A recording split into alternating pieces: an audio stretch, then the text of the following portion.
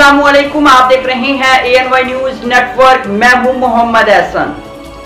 खबर शामिल करते हैं फैसलाबाद बहावलनगर से। Deputy district bureau chief Mohammad Imran Shafiq की रिपोर्ट के मुताबिक अलाइड हेल्थ प्रोफेशनल्स काउंसिल 22 यानी पैरामेडिकल स्टाफ के लिए कवानीन की मंजूरी प्रोसेस पर है।